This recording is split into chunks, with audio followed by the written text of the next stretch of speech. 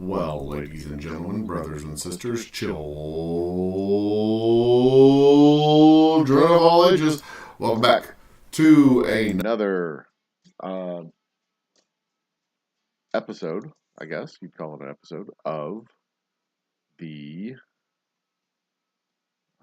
get rid of this, the Old Humble Distilling Company's quest for 100,000 views. I really think I should have made this just a sip and chat evening, but I had this work I needed to get out of the way, and this is part of what I was going to do tomorrow morning. So let's just get at it. Let's just do this and go to it, shall we? Shall we? We shall. Quest for episode number 7 of the Quest for 100,000 views, which I lovingly titled, "So Now What?" Because look, we're at the end of March now, right? Cheers and salutations. I'm the Old Humble Guy. About a month or so ago, I embarked on this quest for a month and a half. This quest for 100,000 views, the beginning of middle part of February. I am going to be doing something on tonight's show that I don't normally do, because normally I do this show on Monday mornings, but on Monday morning today I was busy. So I'm having our double oak straight rye as my cocktail for the evening. Something that like I said, I don't normally do, because usually I'm doing this show on Monday morning. I'm bringing this show to a new time, a new audience, because this morning, Monday morning, I was busy. I was working on something else at the distillery. I had to get up, go to the shop, and work on something else because I thought I had a meeting with somebody. Turns out I had the wrong day for the meeting. But that led to a day in the life stream this morning, which usually doesn't happen until the middle part of the week. Cheddar cheese, delicious. But the middle part of the week, just the schedule's all kerfluffy today. So, due to the kerfluffy nature of the schedule,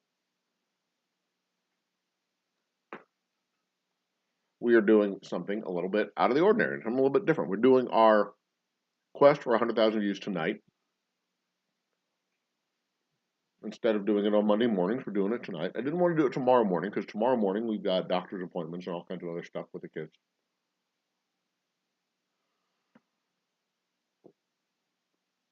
Just wasn't going to have time tomorrow.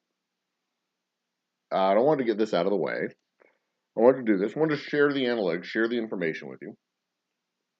Because what I've done is about a month and a half ago, 2 months ago, almost 2 full months, beginning of February, early part of February. February 14th, as a matter of fact, so it was specifically mid-month. I embarked on this quest. 100,000 views in 2022. We were already at 40, so I'm only having to add 60,000 views. But we also it was also in February, so I lost a month. There's going to be 5,500 views, basically a month, for 11 months. Sorry, I've seriously got the munchies tonight. And I am a cheeseophile, curtophile. Is that a thing? Cheeseophile? Anyway, I'll try and behave myself. Oh, piece fell out. Mind my manners. Anyway, so we were starting from 40,000. The goal was to get to 100,000 by the end of the year, which would be ambitious, no doubt. Remarkably ambitious. Insanely ambitious. Probably too high of a bar to reasonably logically pass. I only had have 530 something subscribers. And by the way, like and subscribe. I appreciate the support. Absolutely 100%. John Jacobs in the house. Cheers, my man. Cheers to John Jacobs. Cheers to chat. So 100,000 was probably an overly ambitious number. But the reality is, the exact number is irrelevant. Because looking back at the history of my channel, we started uploading in earnest. In fact, our first ever quarantine happy hour show was on Twitch. And it was roughly 2 years ago. It would have been the 2 year anniversary, I think, on Saturday, would have been the 2 year anniversary of me and my lovely wife's first ever Cabin Fever program. And Cabin Fever was a network that was started by local creatives who had lost their stage because of the quarantine. They had lost their stage. They had lost their ability to perform in public. They had lost their ability to earn money in public. So they created this network called the Cabin Fever Live Stream Network on Twitch. And they started doing shows there. They asked me if I wanted to do my show there, if I wanted to support the network. I'm like, yeah, sure. So we took our my stupid little cocktail corner happy hour thing, quarantine cocktail show, changed it into a quarantine cocktail happy hour with my lovely wife. We had cocktails. We sat by the fire pit. It was a whole thing. Maybe I'll repost that video one day. Actually, do I have episode 1 in my content on the YouTubes? I wonder if I go all the way back to the beginning to the first one. Let's see if I have that. Date in rising order. My oldest one first. April 23rd. We have Old Humble Distilling Company live. Is that? Nope, that's 5 minutes. That's a live update. That's a live update. Do I have it? If I have it, I'll play it. Happy Hour Live. Quarantine Happy Hour Live. Quarantine Happy Hour Live. First ever live YouTube was actually May 14th, 2020. We did the quarantining. Let's check this out. Host with visual aids. First ever. Oh, this is episode 16. This was our first ever live quarantine happy hour episode. Come on, where you at, guys? Guys, come on. Show. Come on. Thank you. This was our first ever live. It had Jerry Wayne Longmire was our guest, and it was May 17th, the first ever live. When I get rolls is finally. Oh, congratulations! Congratulations for. I mean, yeah. Look at the typos. First every live YouTube quarantine happy hour. So May episode 16 was the first episode we put on the YouTubes. But like I said, going back to April 23rd or March 13th, March 23rd, whatever, that was the first ever show we did. Anyway, I'm losing the thread here. The point being, I did this to keep myself occupied, to keep the brand occupied, to keep my support my friends, just to keep the brand active and occupied and doing stuff. Right? It was never intended originally to be a marketing avenue. Like it could become something. Maybe it could grow into something. Whatever. I fell into doing these live quarantine happy hours. Did 100 of them. And then started just doing live whiskey happy hours with Lisa. After we shut down the quarantine happy hour, we started a 2.0. Started doing it with Lisa as my co-host. But then I started doing others in the last month or so. Anyway, nobody watched. That's the point that I'm trying to get to. Nobody watched the show. And I didn't really care because I was enjoying myself. I was having fun. I was creating something that was enjoyable.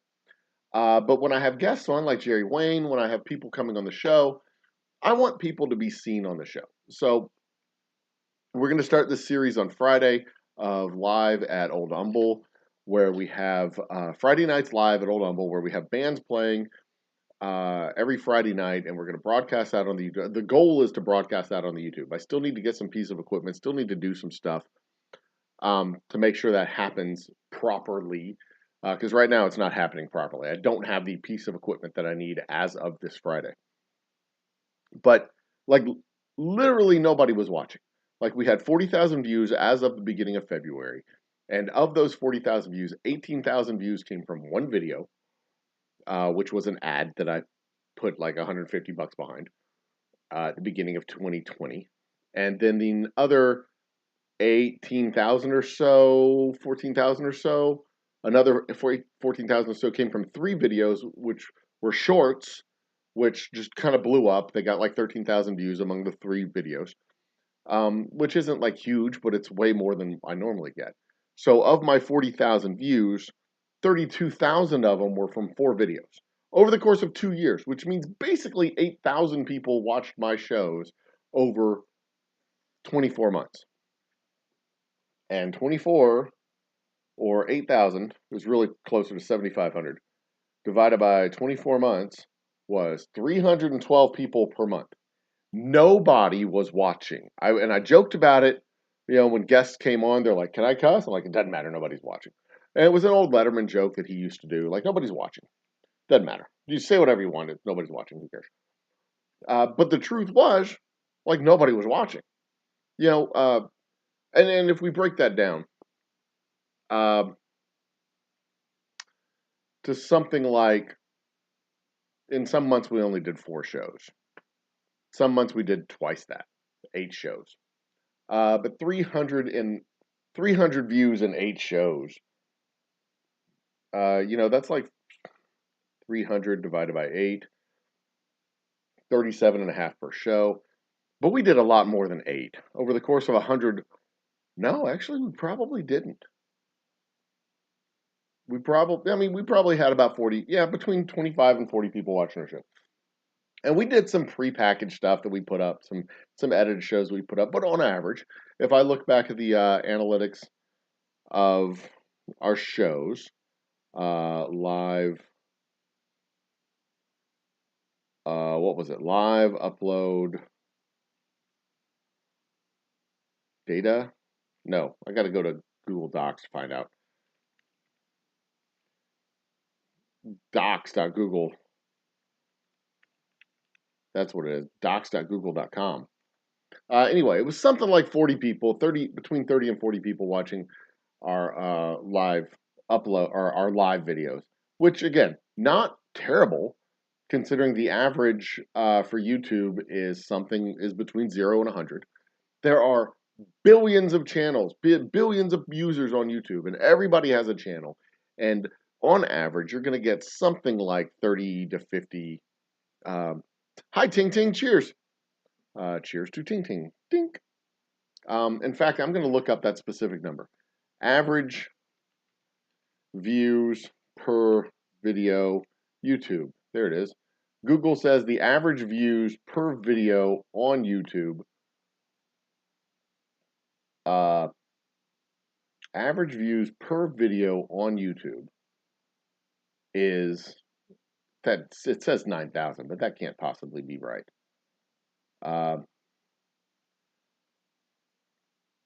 Let's go to the visual aid screen real quick. People and blogs, average YouTube per video 2,500. Of all the videos on all of YouTube, like 300. See what this says? Although the views aren't best kind of metric to measure performance, with 300 hours of video uploaded to YouTube every minute. I mean, that's insane. The different categories. Here are the different categories. We're a blog, I guess. We're not really a blog. We're a happy hour. We're kind of entertainment.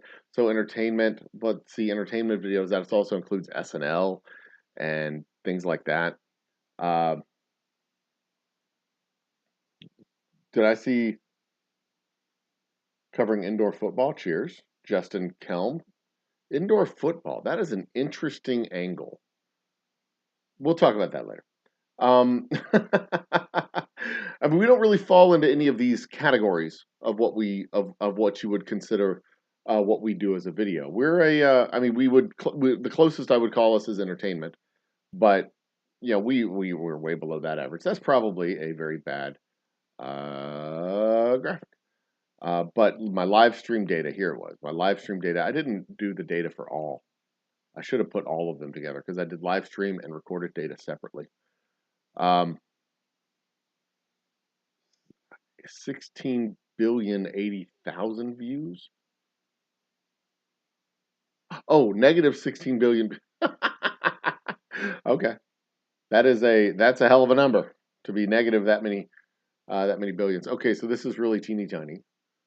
I'm going to zoom that up a little bit to 125 to make it a little bit easier to read. But this was the pivot table. This was the pivot table that told me everything that I wanted to know. This basically told me that my live streams got better reception than my other stuff that I did. I was apparently very bad at making recorded videos. But more importantly, my happy hours were the best thing that I did. So I focused on the happy hours. And that's basically what I've done over the past 6 weeks or so. Is I've drilled down and focused on what we do well. Grand total average views, is that the average views? Average of views was 25.7. And this was after I had just started my 100K, my first 100K video.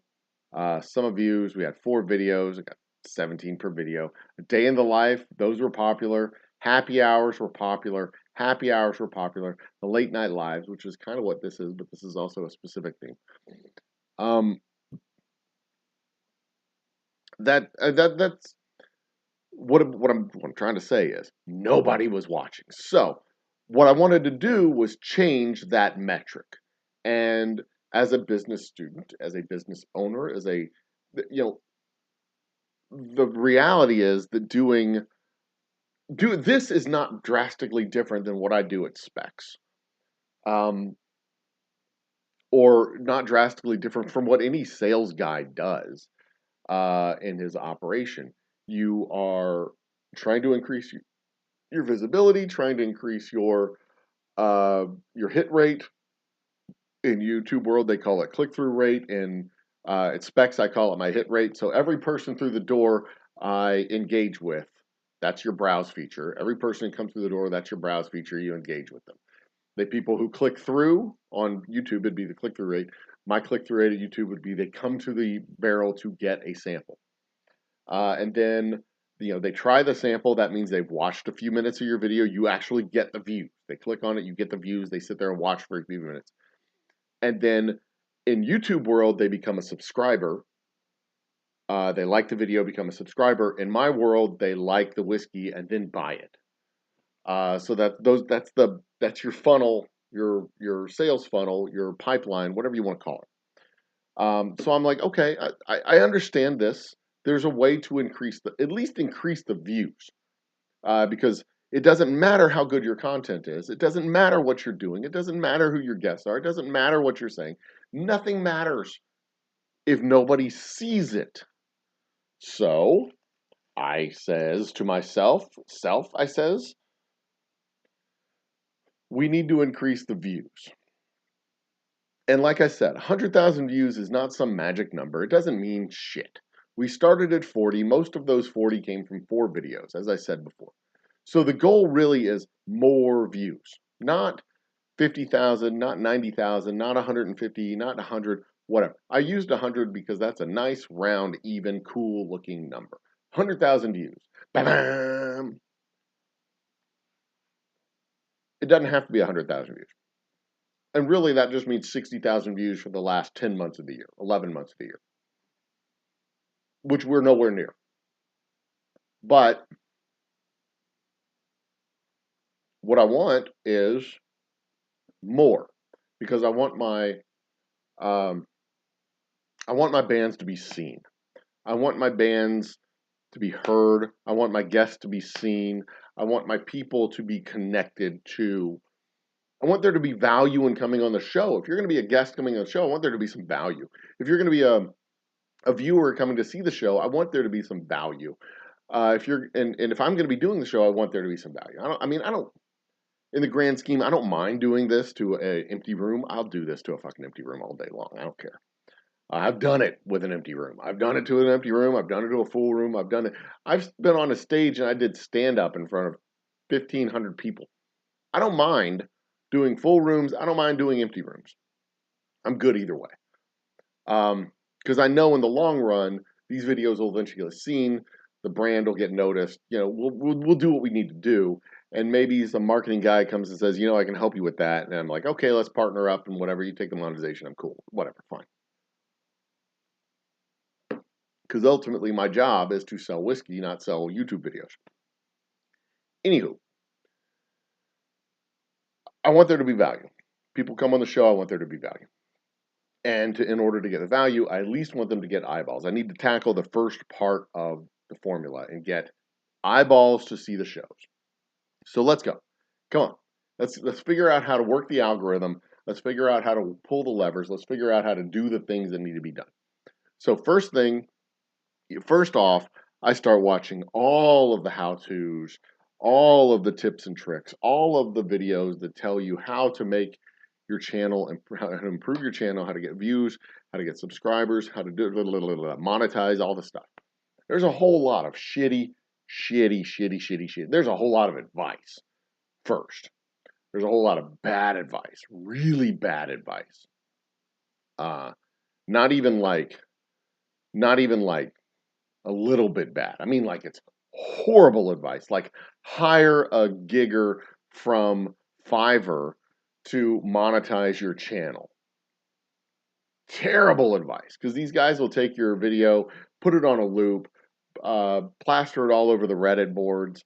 You'll get a whole bunch of people come in, whoosh, they'll subscribe, maybe some of them will watch, but then you'll have 2,500 subscribers and nobody's watching your shit.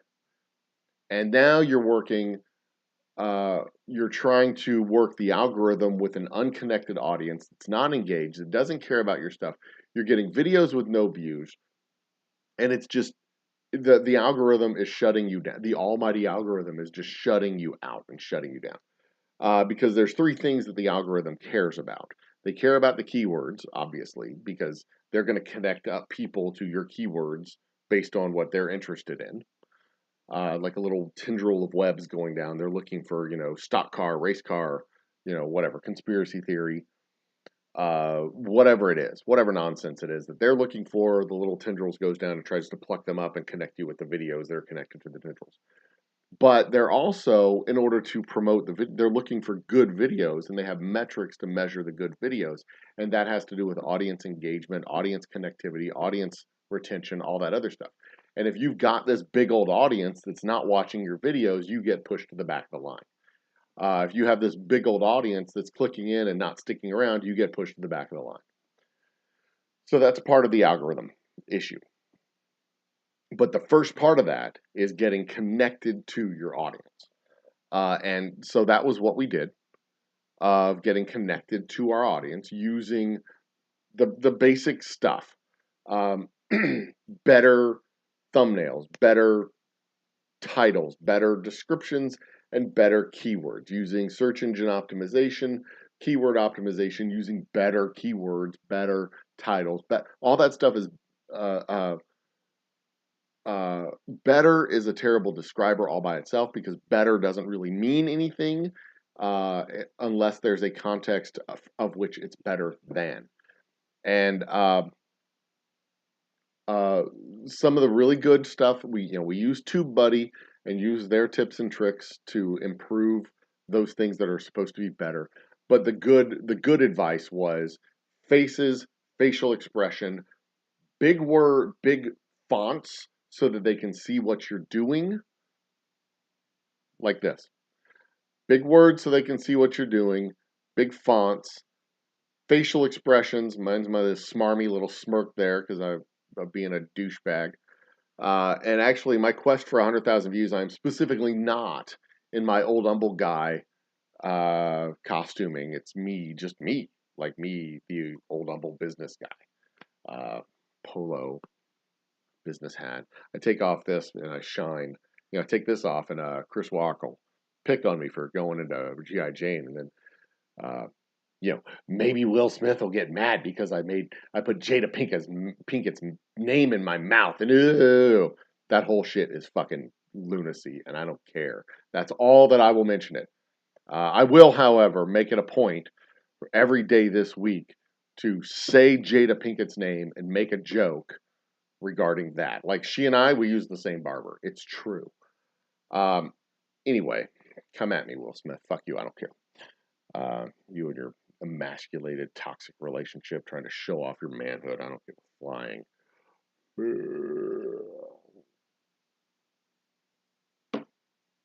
Anyway, where was I?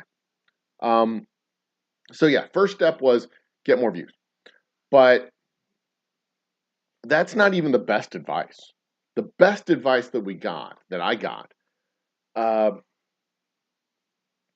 that was like, once you figure out what you're going to do, this is how you connect your people together. Okay, but the key to the thing was figure out what you want to do, and every time I got near a coach, a YouTube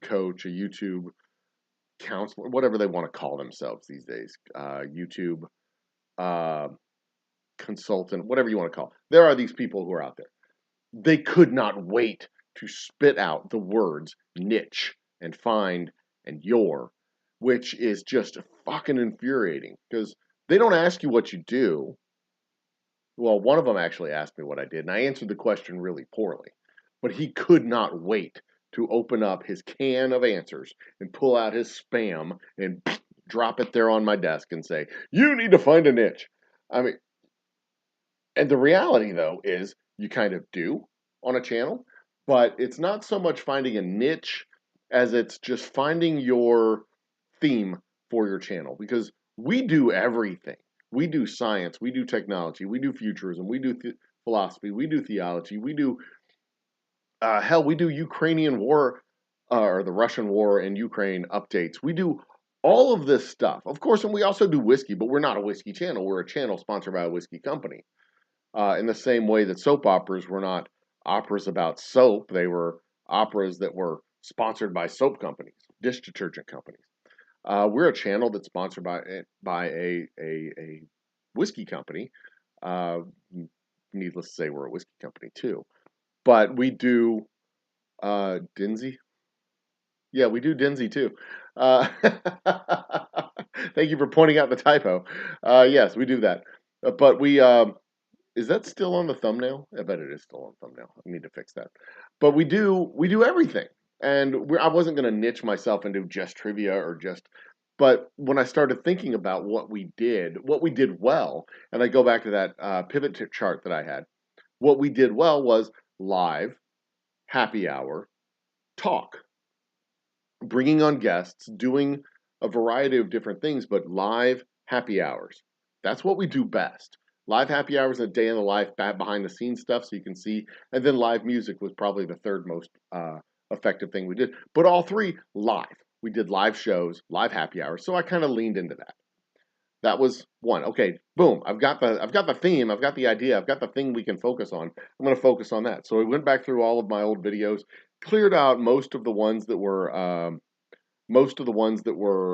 pre-recorded videos. Cleared out most of those. Cleared out all the junk and trash that didn't fit with the theme. Kind of focused in everything. And I went from probably 240 videos down to 180 something videos. Refocused what we do. Leaned in hard on the actual lives. Started doing more of them, 2, 3, 4 times a week. And it's fun. I like doing it. My skills lend well to it. My technology lends itself well to doing these types of shows. I enjoy the conversation. It's great for building an audience. It's what we did. So that was the really, really good advice. And then applying that really, really good advice to the other stuff that we needed to do was very helpful and very useful. And I used to have, there's that. I had, well, I thought I had, I don't have it anymore. I used to have, I had 7 really good tips. It's in one of these notebooks. I think it might be this one. 7 really good tips on stages of moving your channel through. Oh, there we are. Yeah. So one of the weeks one of the weeks of our, I think it was week 3 or 4, I talked about 7 really good tips that we got and progressing your channel through these steps of really good, of growth and understanding how to do the channels. And the first step was you get started. The second one was you find your voice, you find your interest. And we had been doing this for 2 years. I had been doing this for 2 years before I even thought about trying to find a voice and trying to find an interest. But then when I sat down and really thought about what we did, there was my voice, there was my interest, and you kind of progress into that. What works really well, and then you start building on the core skills. The core skills for me was making sure that I was having all kinds of technical issues with my computer, with the software, and I had to really focus everything back down and solve these problems because I was getting frustrated doing the show because my skill level wasn't matching my computer level wasn't matching my skill level. My skill level wasn't going back to fix the problems. Um, so that was part of the core skills. The other parts of the core skills is, lighting, cameras, arranging things, doing switches between your scenes. If you're doing recorded, then it's editing and doing transitions and doing all that stuff between scenes if you're doing editing. I can still do editing. I used to do editing in college. I can still do some editing, and uh, I'll come back to that in a minute. But that's important to be able to start focusing on core skills to make better videos if you're going to do the core. And that's no different than what I do in my day job with the whiskey. You first you get started, then you find the products that you want to make, you lean into those products, and then you build on that core skill set of how to make those specific products better. And you find your voice and you turn the cranks on that voice and you make better products, and you find your voice again and you make better products, and you continue to iterate that.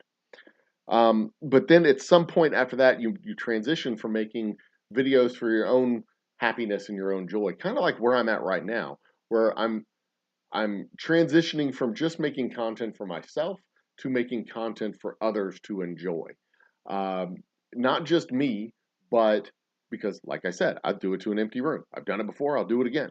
But also making content that other people will tune into and start to click and want to see the live bands and want to see the guests and want to see the stuff I'm doing behind the scenes and want to hear the nonsense and crap that I'm talking about. Uh, so you kind of make that shift from content for myself to content for others. And sometimes the content for others isn't going to be stuff that I want to say or want to do or want to engage in, but I can filter through that. And sometimes I'll do a show about something that I'm not particularly interested in. But most of the time, since I'm the lead editor, if it's a show that I'm going to do, if it's a show I want to do, it's a show that I want to do because I'm interested in the show. Um, and then you get into the replicate and repeat stage of channel growth, where you find these tools and patterns, and you just continue to do it, so it becomes a habit and becomes a pattern, and it becomes a habit and becomes a pattern, and becomes a habit and becomes a pattern, and you can just repeat, and not just repeat the process, but repeat the results as well. And that's important to know, because it doesn't matter if you repeat the process if you can't repeat the results. You did something wrong. And in the early stages of this project, this Quest for 100,000 Views project, I found that I can replicate my outcome from February, at least from February to March. I've replicated my outcome, which is great. Now the question is going to be, can I replicate the outcome into April and do more stuff to continue to turn the screws and turn the cranks to make this a better channel and start seeing real tangible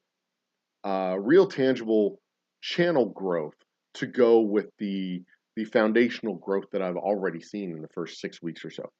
Uh, and then the next two stages are revenue streams that you can build off of, which are not just monetization, but because what I've learned over the process of doing this is most of your channels that actually make money, most of your streamers, most of your gamers, most of the people who do these things, they are not making money off of YouTube, and that's kind of where I plan to be in the next uh, months or so. I don't plan on making money off of YouTube. I don't think I'm going to make any money off of AdSense necessarily.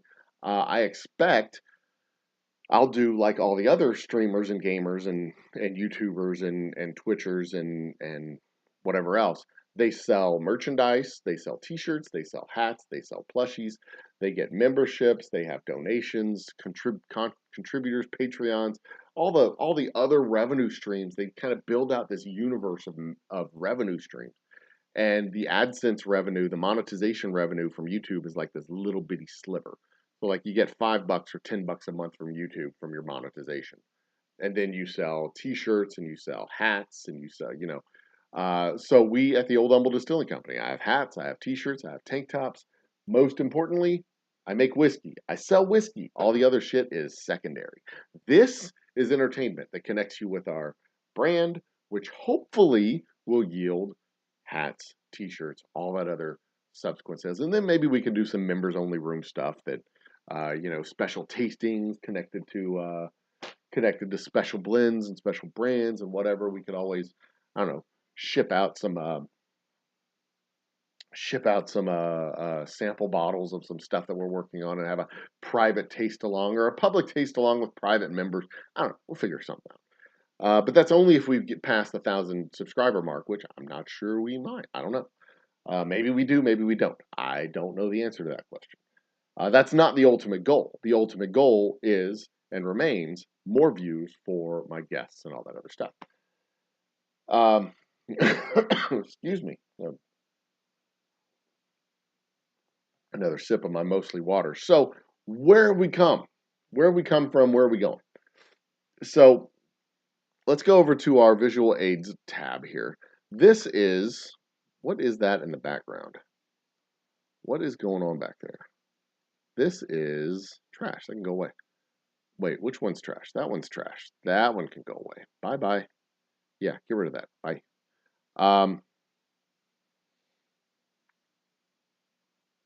Let's crop this. Well, we're not going to want to crop it much. We're going to want to leave it just how it is. This is the views, the normal views that I was able to count over the course of 2 full years. So starting in January 2020, I filtered out the unusual video. So we had one video that had 1,000 views all by itself. I filtered that one out. That was a special unicorn type event that's hard to repeat, hard to replicate. But as you can see, going all the way back, I filtered out the relatively viral shorts when they hit. But going all the way back to January 2020, we had 7, 15. May is when we started our uploads. That was when we started our live shows. Jerry Wayne Longmire, episode number 16. March is when I started posting the shows from Twitch to YouTube.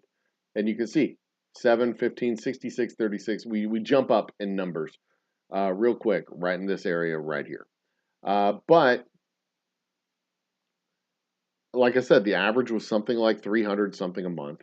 We stayed between 171, 350, 315, 475.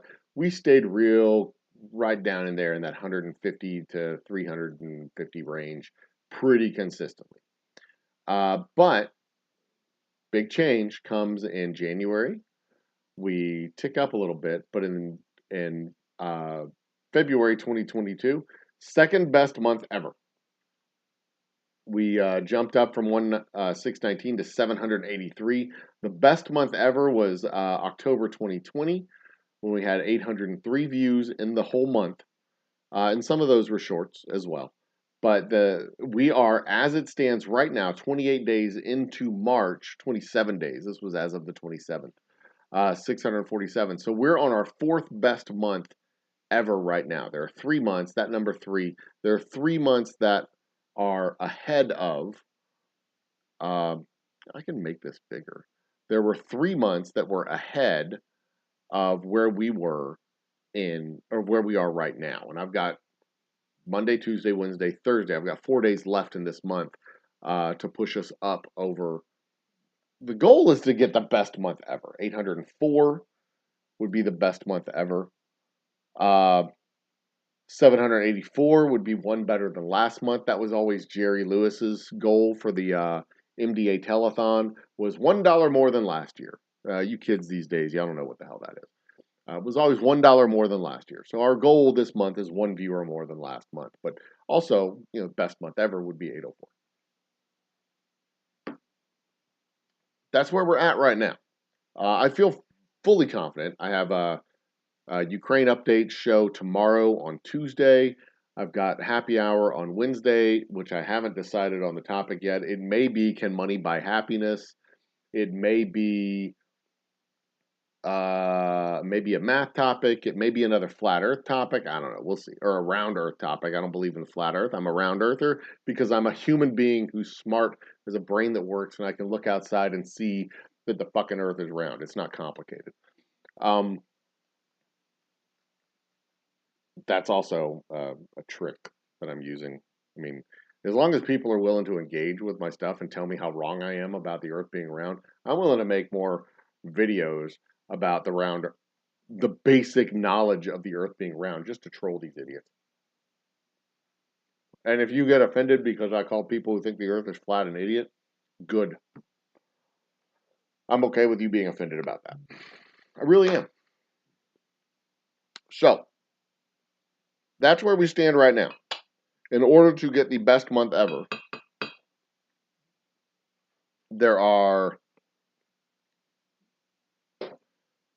it says we got to add one more day to this. Oops. It says minus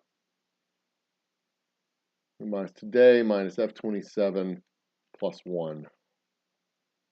Yeah. So I really need 78 views per day, each day, for the rest of the month to get the best month ever. But in order to just beat last month, I need 784. So in order to beat last month, only 68 and a half. So we'll see. We'll see. 804. I'll leave it back at 804. I don't know if I'll be able to do it. I'm hoping I'll be able to do it. We'll see. We'll see if we can pull it off. It's gonna be tight one way or another. Anyway, so that's where we stand as of total views and stuff like that. And of course, I come over here and I track day by day type of stuff. We have, as far as when our shows hit, we have great engagement. And by engagement, I mean the click-through rate. 4%, 6%, 2.5%, like 1.8 is the average on YouTube, if I'm not mistaken. 3.6, 2.4, 3.0. We've got a whole bunch of them that are above 1.8. They're above the average. So I'm really satisfied with the click-through rate. But there's other data that I'm really encouraged about, but I'm also really concerned about. So let's get rid of that. Let's go back to our Chanalytics. Zoom you up. All right, so let's look at some of the stuff that gives me pause. So this is our March. This is where we at for March. This was a short that actually hit, and one of the things that we discussed this month in our show series was using shorts in conjunction with your strategy and your theme.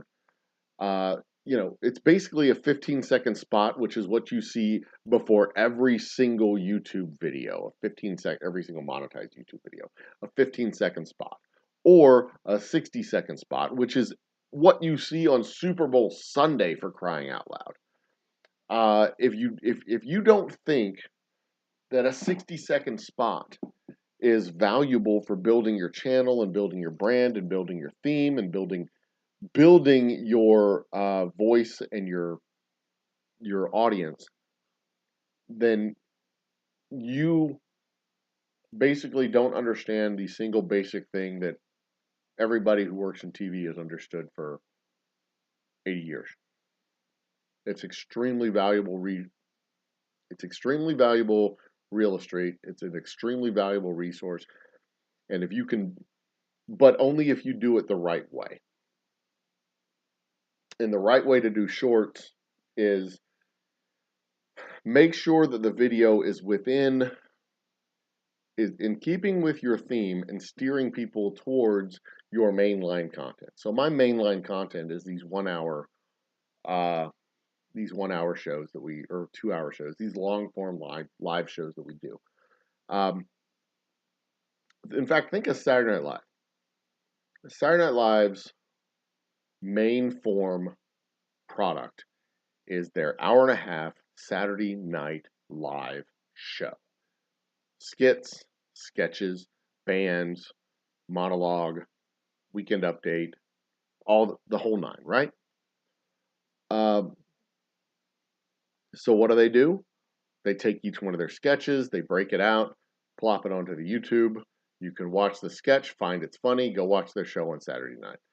Watch weekend update on the YouTubes, find it's funny, watch it on Saturday night. Their goal with dropping these shorts, they don't drop the whole show on YouTube. They drop short, they drop parts of the show, short forms of the show, bits and pieces, clips and bits. The goal is to get you to watch the show. I think. In some cases, it's to get you just to watch more Saturday Night Live on YouTube because they get full-on ad revenue every time you watch that show. Every time you watch a clip from Saturday Night Live, the commercial before that is the full 15-second commercial. So you are watching and paying to watch Saturday Night Live every time you watch and pay to watch Saturday Night Live. But that's how you use short form video. And currently, right now, I am editing a portion of our Thursday night show. It's going to be about a 20-minute segment. It is our unhinged segment, and it's going to go up as a standalone. And the idea is going to be to show people a portion of the show and then steer people to our Thursday night show so they can watch the whole show. That's the goal. That's the intent. And then any further shorts that I do are going to be in the same idea. Show stuff that we do behind the scenes. This is what I do, blah, blah, blah, blah, blah. If you want to see more, subscribe down below. We're live almost every night, blah, blah, blah, blah, blah. Okay. So all that. Compare March through the 27th to February. We go over here into advanced mode. And we're going to compare March. This takes so long to load stuff. We're going to compare March to February as soon as it's done jacking itself off over here.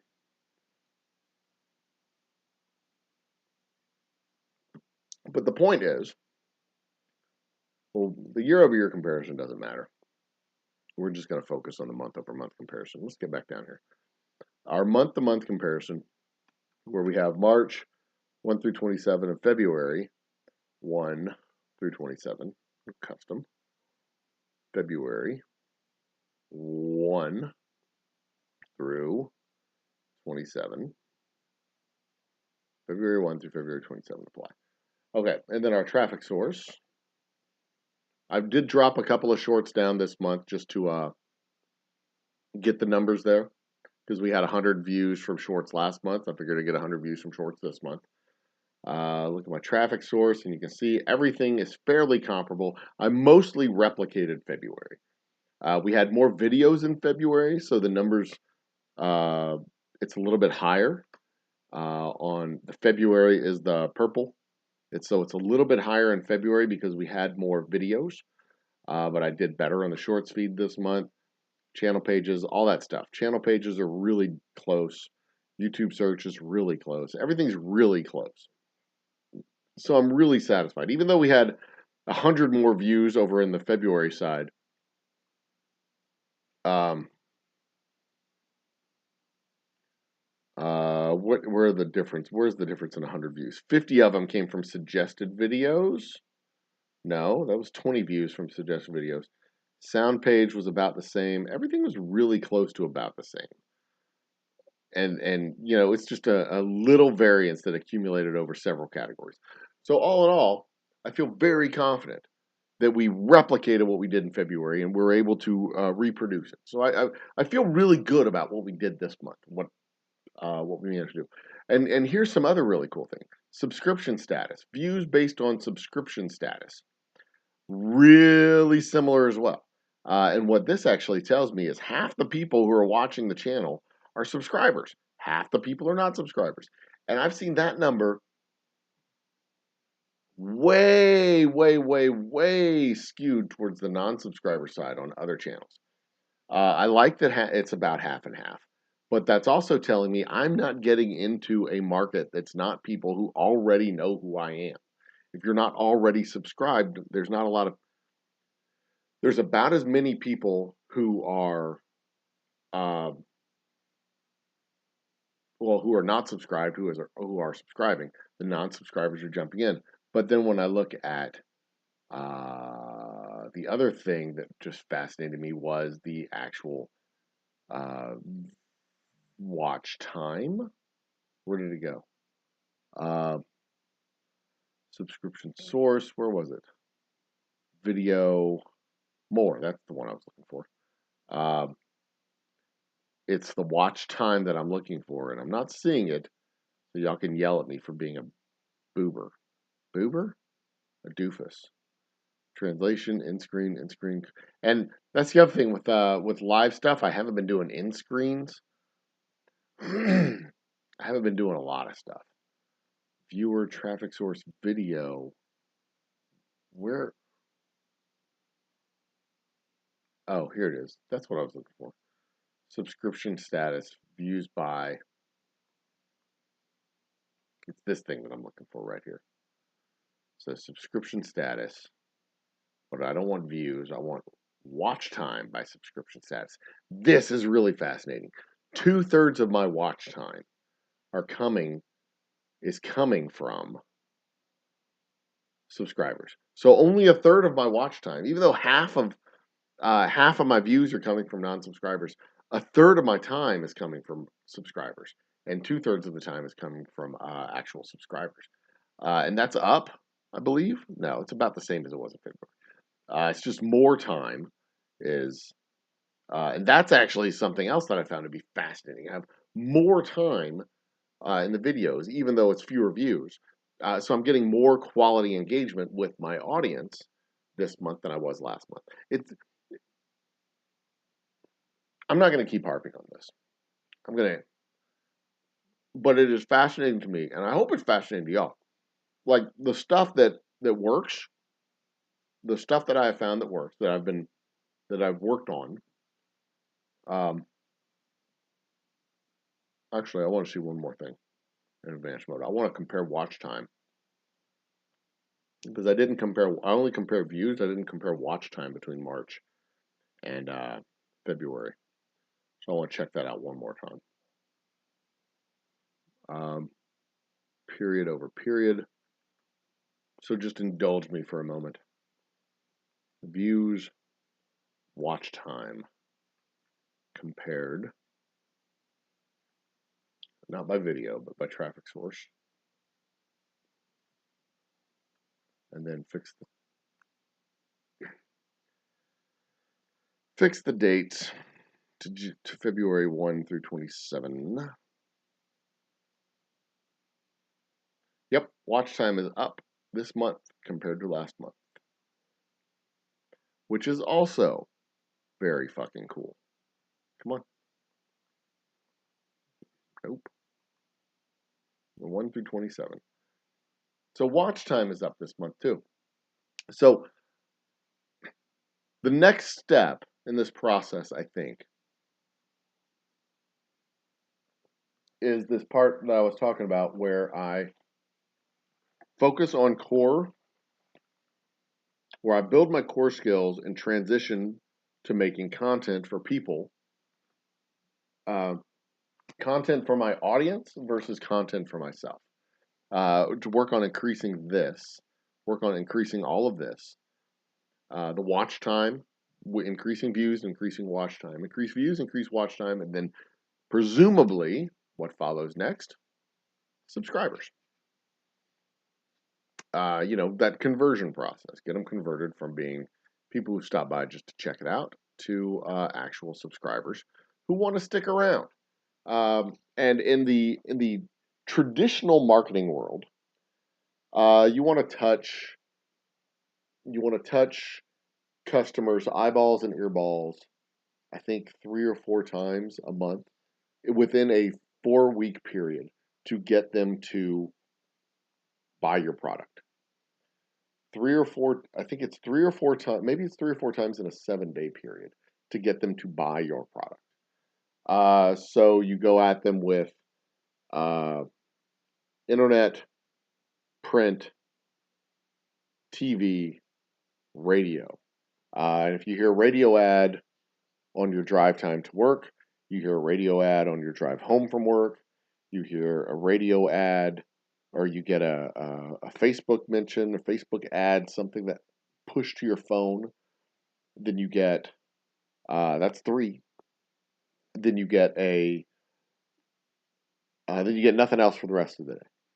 Then you get the next day you get radio ad in the morning, something during lunch on the Facebooks, something on the way home on the radio, and maybe another YouTube video or Instagram post or something like that.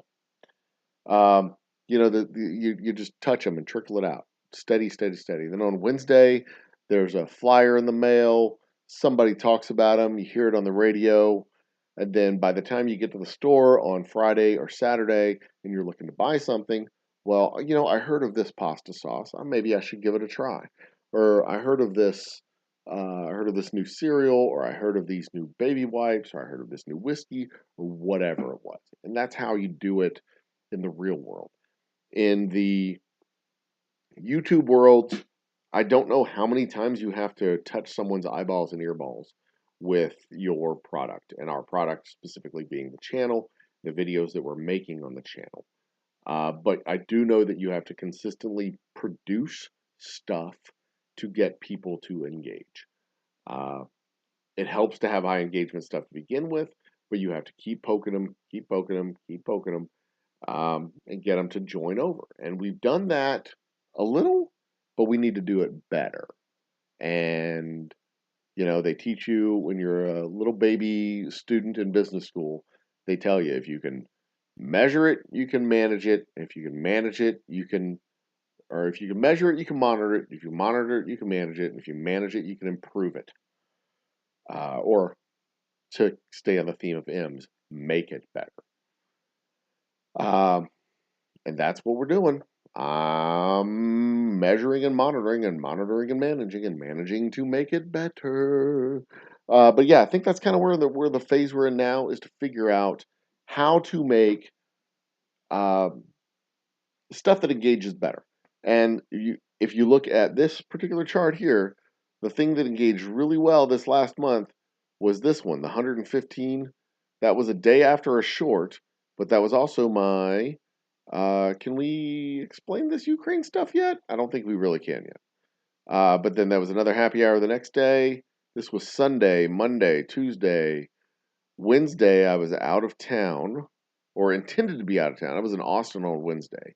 And then Thursday was our trivia night, happy hour trivia night here. And then it just kind of dropped off the edge. When I'm doing videos, we have pretty good engagement. When I'm not doing videos, we don't.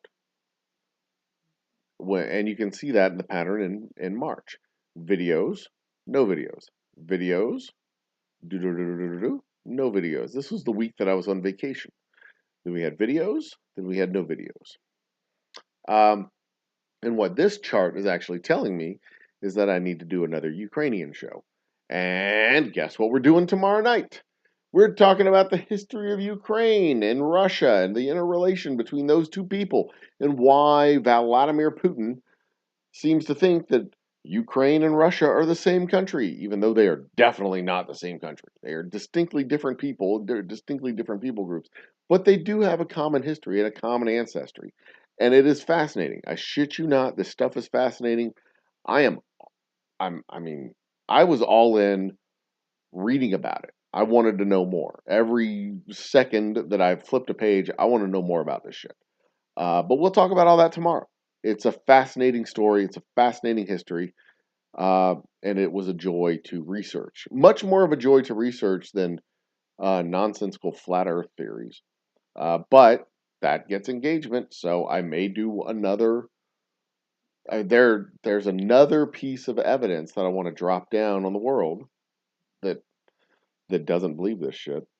Um,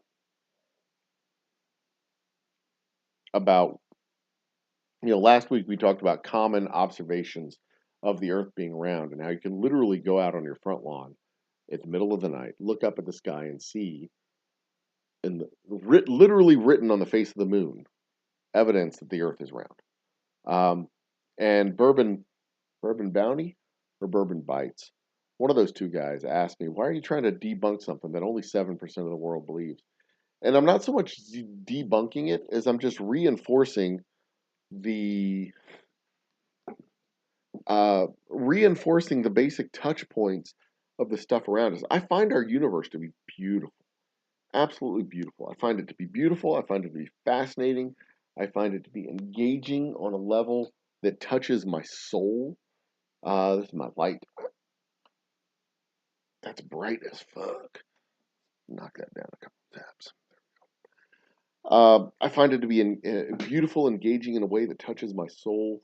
And, it doesn't take a whole lot of rigorous observation to see the world around us and to see the universe and to see the literally the clues written in the stars that tell us about the physics of the universe that we live in. You don't have to be a physicist to understand it. You just have to pay attention. And it's not that people don't think about it, it's that people don't think. And that's the problem that I see. Is not that people don't think about it. It's not that you don't think about the moon. It's that you just don't fucking think. Because if you thought for just a second when somebody says, "Oh, the earth is flat," duh. If you just think for just a fucking second, like it just doesn't make any sense. And it's not even thinking about the world writ large, because the appreciation for the people that came before us, the giants on whose shoulders we stand, so that we can see far into the future. And literally, that analogy is evidence of a round Earth, because when you stand on the shoulders of giants, you can see past.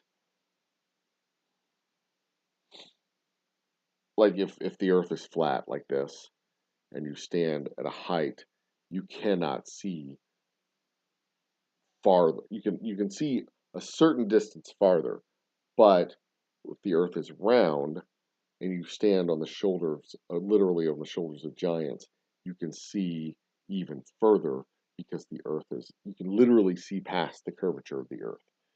The higher you go, the further you can see. The further you can see than you would have had the Earth been flat, because you can literally see farther because you're on the shoulders of giants and the ground is curving away from your sight so you can see further down. It's a great analogy.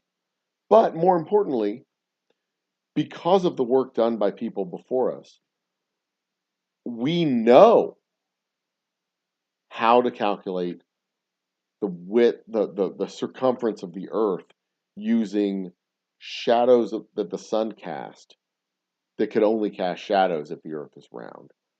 Shadows that the sun cast and distance between the sticks.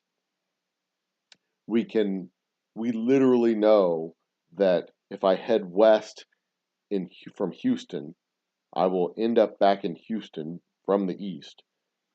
But if I go 60 miles north or 250 miles north from Dallas and head west, I will travel around the globe but come back sooner because it's a shorter distance to travel. And in the same way, if I go 4,000 miles south, I'm going around. I mean, it's not just that people don't think about it. It's that they don't think. And that's what bugs me because I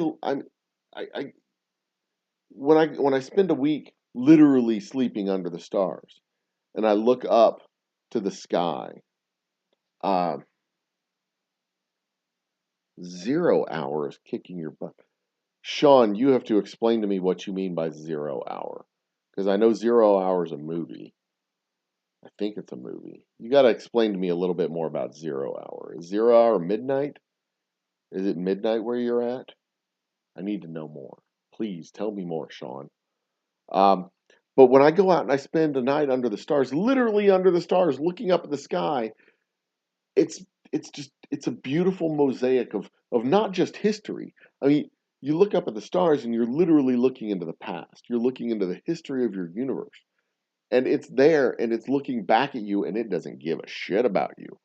But it holds all of the secrets to everywhere we've been and everything we've done. And literally the people who come before us with nothing more than papyrus and pen, paper and pen, were able to calculate the size of the sun, calculate the distance of the moon, calculate the size of the moon, calculate the size of the earth, calculate the distance between the moon and the sun, and the geometry between the sun and the moon and the earth. They were able to calculate all this stuff. It's not complicated. I talked about it last week and the week before last. It's not complicated. Um, ah, Swazal Task. Oh, it's a game. Oh, okay, cool. Um, it sounds like a fun game. Uh, Fortnite just went into a new season, so I may, when I tap out of here, I may play a couple hours on Fortnite tonight. Um, my gamer tag on Xbox is, I'll type it in chat so y'all can find me if y'all play Xbox. It's El Oso Furioso. I think it's 405. Yeah, it's like El Oso Furioso 405, I think is my gamer tag. So if you're Xbox, if you're an Xboxer, whatever, you can find me there. We'll game up, do some stuff. But that's probably why it bugs me, why I harp on it, and why I could keep going back to it is because it's like the Earth is literally here, the universe is literally here, telling us um, this is what it is. Observe, just take a minute and observe us. And people who just insist on bullshit like the fucking flat Earth nonsense, just look at that and go, nah, nah. I don't even want to. I don't even want to pay attention, not even a little bit. I don't even want to give a little bit of thought to it. They just don't think. And then when you shut off the thinking muscle for that, you you actively shut off the thinking muscle for that because that's what it requires. Like, because like I said a minute ago, casual observations tell you what is happening. Just casual observations. And if you want to get into even more in-depth observations, like polar satellites that actually go from pole to pole to pole to pole to pole, the fact that South Pole means nothing if there's a flat Earth and there's no South Pole, the fact that people who are pointing in different directions at the south see the same constellations, which would be physically impossible to do, all the shit. If you turn off your thinking muscle for that type of simple thing, then it opens up the opportunity for your thinking muscle to be turned off when more critical things come at you. And that's how you end up with a mob of morons at the fucking Capitol. That's how you end up with a guy with a gun at a pizza parlor looking for the basement where they have the babies, where they eat the adrenochrome. That's when you end up with people who are just the craziest fucking nutters thinking that John F. Kennedy Jr. faked his death so that he could come back 25 years later and be the vice president for a guy who lost a goddamn life. That's when you buy into conspiracy theories that Nixon started putting Supreme Court justices in place so that the Republican Party could overturn an election into the year 2000. It's just nonsensical bullshit. And if you shut off your thinking brain for one thing, then your thinking brain for all kinds of other things shuts off. And that's how Alex Jones makes his money. That's how Glenn Beck makes his money. That's how all these fucking morons that'll try to convince you that the families at Sandy Hook were paid actors, and that 9/11 didn't really happen, that they placed demolition charges in those buildings, even though 4 planes are gone and the people on those planes are gone. Like, poof, they disappeared. Where did they go? Oh, don't answer that question. That's not important. See, when I was a kid, conspiracy theories were simple and easy. Elvis faked his death because he was done with the fame. And every once in a while, you get an Elvis sighting. Um, John F. Kennedy. That was a big one. That was a real big one for a long time. I guess it's still big in some corners, but we didn't have an algorithm feeding us nonsense, because the algorithm can see that you're stupid and you shut off your brain and you don't think, because you just ignore basic facts that are outside your window, like birds or robots, because the government killed them all off in the 1950s. Whatever the fuck. So the algorithm says, yeah, this guy's stupid. Let's feed him some more stupid. Or at least he's not thinking. And that's probably why I keep coming back to it, because it's important. I mean, not just the beauty of the universe. The universe is beautiful. It's absolutely gorgeous. And even if you don't believe in God, even if you don't believe in God, you at least accept the fact that the universe was here before we were here, and that in the beginning the universe was there. Uh, there was chaos, and out of this chaos was darkness, and the darkness separated from the light, and in the light was warmth and energy, and in the darkness was more chaos, and the chaos was formed into order from the light, and the planets and the stars formed, and then the planets formed, and then life formed, and all of the other things. The universe is literally telling us the story of Genesis every goddamn time we sit out there on our packed patios and look out into the sky. We look out into the Milky Way. We see the story of Genesis being played out with our very finite, very mortal eyes. We can literally look out and see the face of God in the sky. And then some people look out there and they point at that and they go, nah, nah, I'm going to write my own story. And that is the peak of arrogance. That is the greatest possible arrogance you could possibly have, is to look out at the fucking infinite universe and say, nah, I got a better story. There's federal agents on an ice wall around the globe, or around a flat spinning disc that's entirely different from everything else. I mean, fuck that. I mean, come on, man. That's just dumb. It's just plain old dumb. And that's probably why I keep coming back to it. That, and also, I still get comments. I still get comments on the video. But I'd probably come back to them even without the comments. Because it's, and another thing I learned, that I'll share now, is that back in my evangelism days, the most effective way to talk about God was by not talking about God. You talk about other things. You talk about your children. You talk about your you talk about nature. You talk about the universe. You talk about language. You talk about math. You talk about uh, everything else that reflects God. And for me, I'm a person of faith. I look out there and I see the face of God. I see baby stars being born. I see star systems that are literally generating life right in front of our face, right there in the sky. And we see it.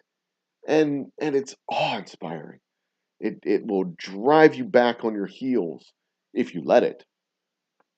It'll put you in your place because you can also stand there in the vastness of everything around you and realize that it does not give a shit about you. It just doesn't care. One day your molecules are going to get ripped apart and fed back out into the system, and it's going to get all turned around and brought back.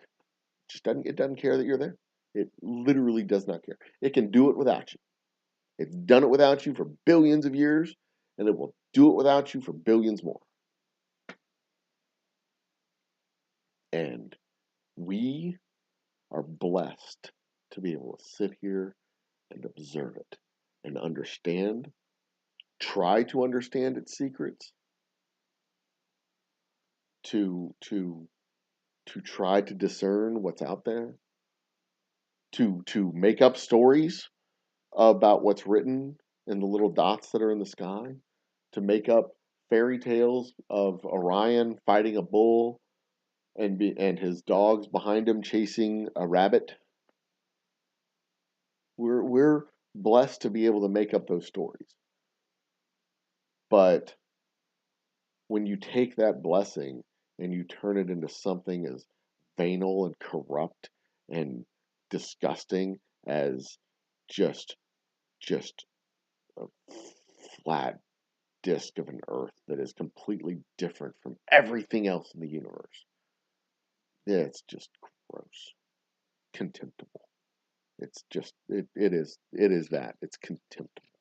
So I may come back. I may not do one this week, but I may do one next week. We'll see. I don't know. We'll see. We'll see. What's up, Sean? What you got? Um, uh, Flat Earth has deep YEC. I don't know what YEC is. Young Earth cult. YEC. Yeah. Share me what YEC means if you don't mind. Oh no, yeah, you can't convert salad. Well, no, I take that back. If you can be talked into something, if you can be talked into something, you can be talked out of something. Uh, but ultimately, uh, ultimately, if it's uh, a nonsensical faith-based argument, they have to come around themselves. Which is another thing that I learned in my evangelism days. That um, Nick Nepper's in the house. Cheers, Nick. Cheers. Unfortunately, Nick, you just came in on the back end of my at the tail end of my sermon. What is a YEC, Sean? I don't know what that is. But yeah, that was something I also learned back in my evangelism days. You can't talk someone into faith. You can't talk someone out of true faith. You can, if you can talk someone into something, you can talk someone out of something. Um, and if it's just a good argument, young Earth creationist, of course it is. If it's just a good argument, this is the criticism I always had with apologetics. If it's just a good argument, if A plus B equals C, then A plus C or A minus C equals negative B, blah, blah, all that nonsensical, it's not just nonsensical. Um, Apologetics arguments like that tried to logically create a structure around a faith argument. My biggest criticism to that was if you can talk people into it, you can talk people out of it. So it wasn't ever really it's interesting to listen to, but uh, ultimately you're talking about trying to bang facts into a storybook and bang a storybook out of facts, and it's I don't know. There's a lot going on there, and intelligent people can hold one thing to be two things at the same time simultaneously. And by that I mean intelligent people can hold their scriptures of faith to be both uh, true and infallible, but also allegorical at the same time, depending on the context in which it's being used. Yeah, the Jonestown Kool-Aid folks. That's actually where the term "drink the Kool-Aid" comes from. Literally from cultists who drink the Kool-Aid to kill themselves. And that's not the only time it's ever happened in history. Hell, it's been recent in the like late 1990s. There was a whole cult that killed themselves so they could go onto a spaceship that was on the that was hiding behind of a comet. Cuckoo birds, crazy cuckoo birds. Moose Cow's in the house. Cheers, Moose Cow. I'm eating my cheese over here. Cheers. I really do need to get one of these glasses with my old Humble logo on it. But intelligent people can hold history and for example, the history of the United States, the history of Texas. Let's drill it down one more step. Heaven's Gate. That's the guys I'm thinking of. That's right, Nick. Thank you. But intelligent people can hold the myth of Texas creation. With William Barrett Travis as the great hero who sacrificed his life so that the Mexican army could be slowed down at the Alamo. Fannin, who sacrificed his life at Goliad to slow down the Mexican army so that the Texas army could have its chance to survive. And all these great heroes that were fighting. Davy Crockett, who came to Texas to fight against tyranny and fight against Mexico and fight to save freedom and the American way of life and all this nonsensical bullshit. Intelligent people can hold that myth alongside the reality that Davy Crockett only came to Texas to get land and money because he was failing at his businesses back in Kentucky. Boom. That Fannin was a coward and possibly a traitor because he thought, because of his ties to the American military, that he would be extradited to the United States or possibly given a leadership role in the Mexican army, having turned over his men, and to be able to fight on their a whole lot of things that could have happened that we don't know about because it would have been he got killed. That William Barrett Travis thought that he was going to be some kind of grand hero because Fannin was going to show up and they were actually going to get out of the Alamo, and he thought that he was going to survive that battle until the very last few days of the siege when he realized he wasn't going to survive that battle. And he wrote 3 different letters, one that said victory or death to the Congress that was meeting in Washington on the Brazos, and then 2 other letters, one that said, please take care of my son. Give him this watch, take care of my son, and let him know that his father died for a cause that's greater than both him or he or I. And then the other letter was, you've been a very good friend of mine. Thank you so much for sticking by my side. Please look after my wife. Please look after my son, because if I don't get out of here, he will never know anything about his father other than that his father died in the Alamo for a cause that is greater than both he and I. Those were the 3 letters that William Barrett Travis wrote. We are taught that William Barrett Travis was this bold, brave man, but the fact is, he knew he was going to die. As soon as he realized that Fannin didn't show up, that's when he supposedly walked out there and drew the line in the sand. Not because he was like, well, let's do this, guys. We're gonna go to our death. He was like, we're fucked, boys.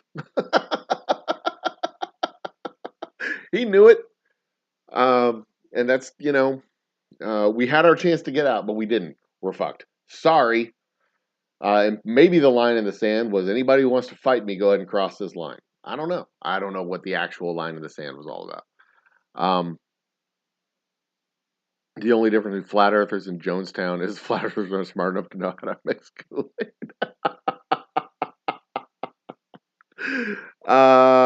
Yeah, I'd go with that. Sure.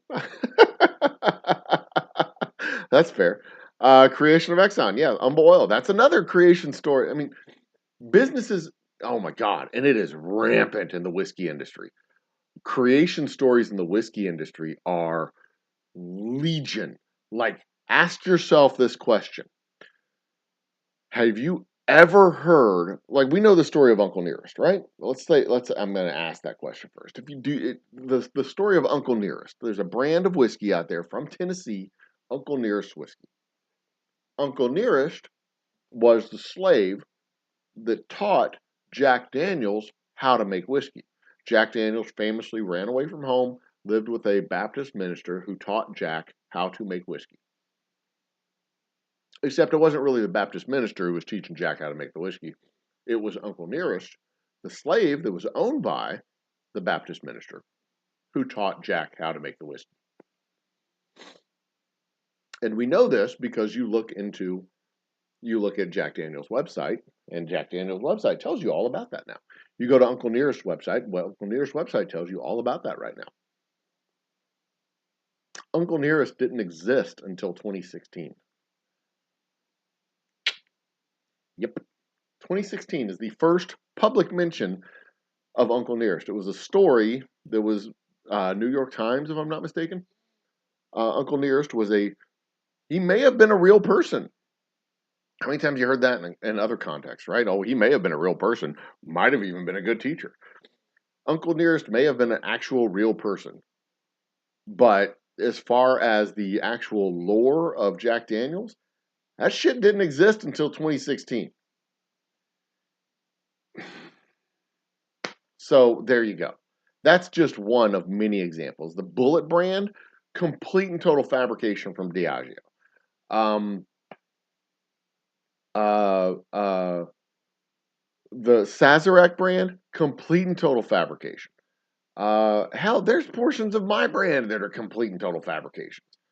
Um, I mean, I did not fill out a bunch of forms and rescue a bunch of Dalmatians. I mean, I filled out a bunch of forms, but I didn't fill out forms and rescue Dalmatians. That's a partial fabrication. They were Great Danes. Ah, just kidding. Um, Someday, I may tell you what parts of the story that I've got that are truly fabricated stories and what parts of the stories that I have that are not true fabrication. But uh, I'll tell you, some of the fabrications are great. Fabrications are better than the reality because how many people want to read a story that, yeah, I was pretty bored with my corporate job and I just wanted to quit and do something that followed that was in line with my passion, and my passion was making whiskey because it was something that was tangible, and I liked whiskey, and it was like tangible, and I could see that I made it, it was a thing that I can make. It was like, when you bake bread, but it was whiskey. So, yeah, I hated my job, so I quit it to make whiskey. How many fucking times can you read that story? That is literally every single distiller since 2010. Every single distiller since 2010 tells that story. Every single one of them. I got tired of my corporate job. I wanted to quit the rat race and start my own business. The difference between me and that person is that person makes cupcakes and I make whiskey. That's it. That's it. End all, be all, put a pin in it, you're finished. And like, yeah, the story of Humble Oil. Uh, it's as much corporate intrigue as it is cutthroat capitalism. Standard Oil, the Rockefeller baby, it was Rockefeller, right? Uh, Yeah, up there in the east, Standard Oil was building and building and building. They would build. They would use pipelines to go around railroads. One of the reasons why it was called Standard Oil is because they standardized the barrel, the shipping method. They standardized the shipping method to be barrels. They standardized the delivery method. They standardized the production method. They standardized a whole lot of stuff. It became Standard Oil.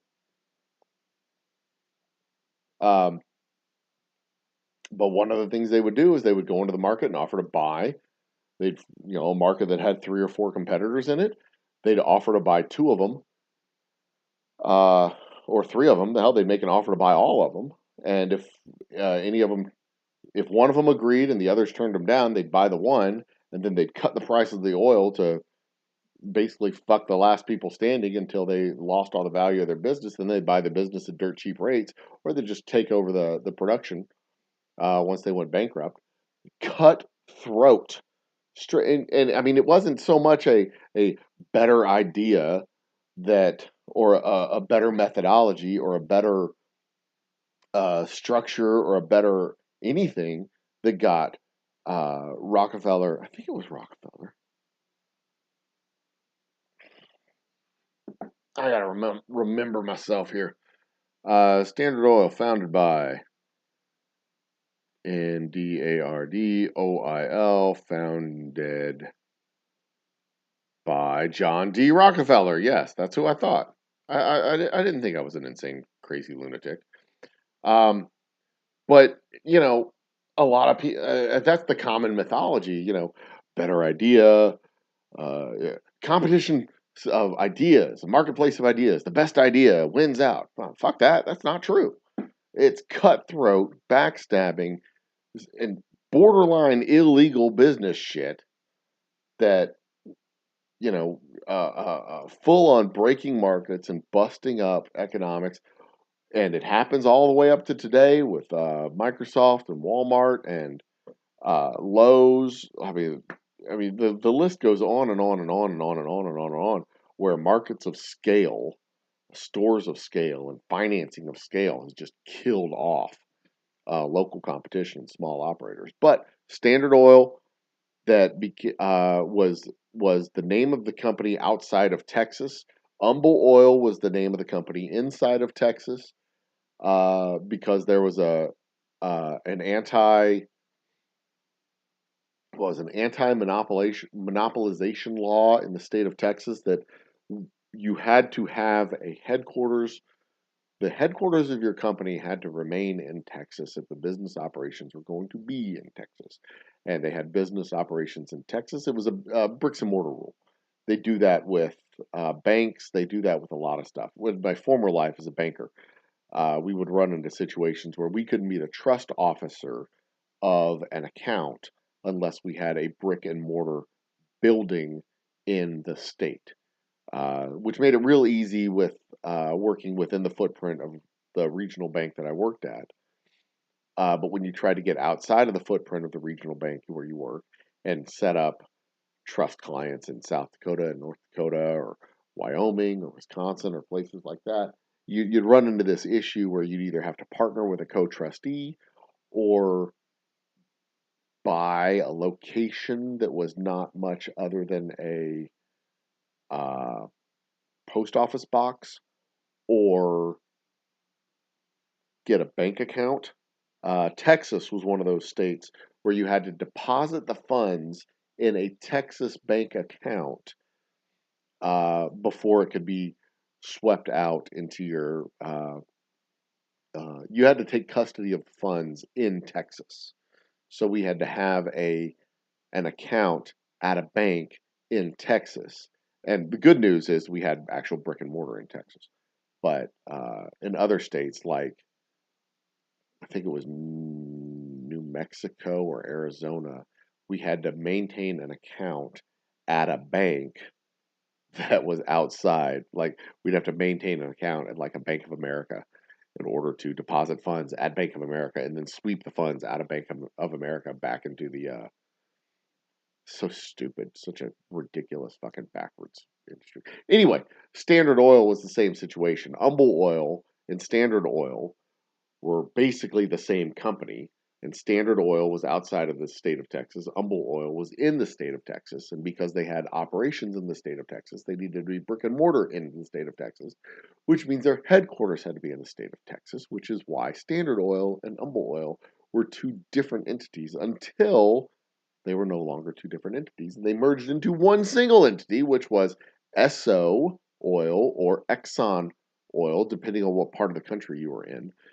Here in Texas, we had Humble Oil and Esso oil, and SO was mostly in western states, and Exxon was mostly in eastern states until I want to say 84-ish, somewhere in that neighborhood, 1984-ish, when Exxon decided to rebrand all of their stores to Exxon stores, and you had the Tiger in the Tank ad campaign, and you could get a little tiger tail that you would tie to your uh, aerial or antenna or whatever they call it, depending on what region you're in, or actual tiger tails that you would put in your gas tank on your little gas tank flapper thing.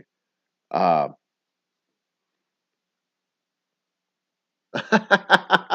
yeah, Nick, it was. It was a full on clusterfuck. Yes, that is 100%.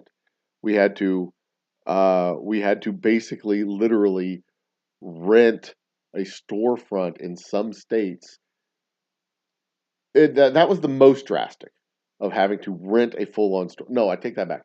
The most drastic was when we had to pay a co-trustee, like in the state of Oklahoma. We had to pay a co-trustee a percentage of our fee that we were taking from the trusts in Oklahoma for them to just be on the agreements. Like, that was it. They didn't literally did nothing. They literally did nothing except lend their name to us. We had to pay them a percentage of like a Jesus Christ. I think they made a couple $1 million a year just to have their name on the contract. Uh, the least drastic was have a maintain an account at a bank, which was something like I think it was like $20 a year in fees or something like that. But in between those was physically renting a storefront, physically having a post office box. Uh, it's the laws are fucking cuckoo in some states. They are absolutely fucking cuckoo. But it was intended to protect their industry. But yeah, full on cuckoo bird craziness, archaic in some cases. But you know what you gonna do? You want a national trustee for your accounts? Um, Now it would be really bad if the laws were written in such a way that they had to have a national trustee or a national fiduciary bank as a trustee, and that bank had to maintain physical location in the state. But most of the laws didn't require both of those. Most of the time, when the law was written so that you had to maintain a physical presence in the state, it was intended to have local trustees. But the reality was that the local trustees didn't have the resources to do what we did. So, um,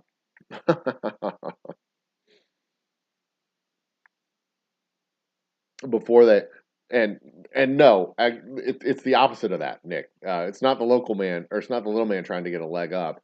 It was the big guy trying to get a foothold in the market and edge the little guy out. Those laws are intended to protect the little guy in the market, but the problem was the nature of the accounts and the regulatory requirements behind, 'cause, for these particular trusts, they're funeral trusts, cemetery trusts, and the documentation requirement on the funeral trusts are such that you need to have a death certificate, you need to have a request of withdrawal, you need to have uh, a death certificate and request of withdrawal, and usually those two things have to go together, and that documentation has to be maintained. But then you also have to have a financial documentation of how much money is in the trust that's allocated to that contract. It's a very it's very fascinating, very complicated. It's kind of like record keeping for 401ks, where you have a $1 billion fund and you have a couple million people who participate in the fund, and each person has a piece of that fund, and you need to know how much of that fund is allocated to each person. It's that same type of thing, but on a smaller scale. And that documentation requirement is usually too much for small local operators because they don't have the manpower, they don't have the documentation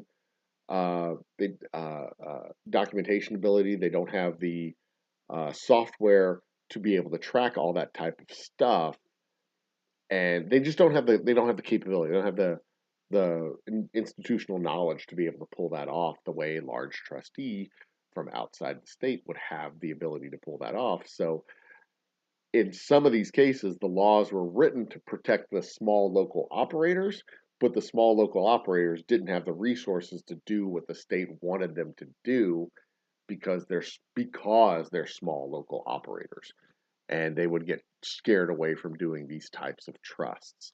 So, cheers, Shark Home Brewing. What's up, my man? Clink.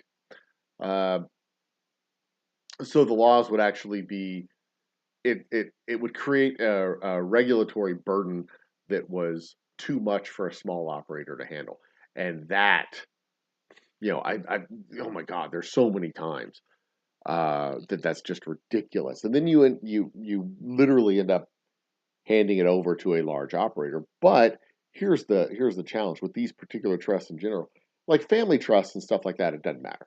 Local operator, family trust, it's fine, no big deal. You're just a depository. You're an order taking bank. You're a depository.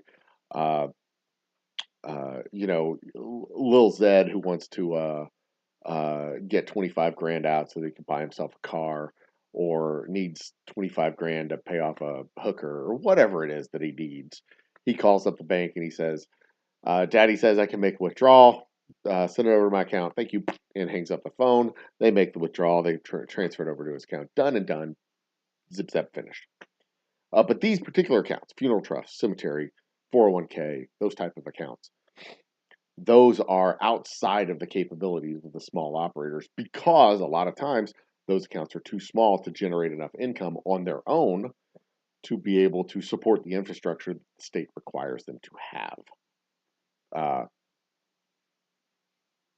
and generally, the solution to that is, oh God damn, talking shop from 5 years ago. The solution to that is having an insurance product handle that particular type of contract, because they have plenty of insurance products. The problem with insurance products are they are garbage for the industry. So the best thing for the industry is to have a trust. The trust is usually too small to handle the infrastructure to maintain the trust, and the best people organized to maintain the trust are out of town, out of state banks. Uh, but the laws require an in-state bank to do it. So the workaround is uh, Chase, Bank of America, Regions Bank, SunTrust, whoever it is. They get a PO box in state and they become an in-state bank. It's very complicated. It's fascinating.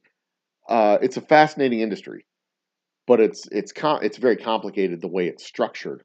But it is an absolutely fascinating industry, and I shit you not, I could talk about it for hours about how it works. But the problem is, there's only about 25 or 30 people in the entire country that care until it comes time to die and receive that money. And then there's a very, very invested group of about 6 or 7 people who care, but they don't know anything about it because their mom just died. And then you have to explain to these people whose parent just died why they have to pony up another $2,500 because the funeral director was a slime ball. Uh, and the reason these things exist is because funeral directors are largely slime balls. I mean, there's not all of them. I mean, there's a vast part of the market that is not slime balls. Say 90% of them, but 10% is a bunch. And those 10% who are slime balls, man, they fuck families bad. There was a story a few years back of a guy who was running a crematory, and instead of cremating people, he would take them and toss them in the swamp behind his funeral home in Atlanta.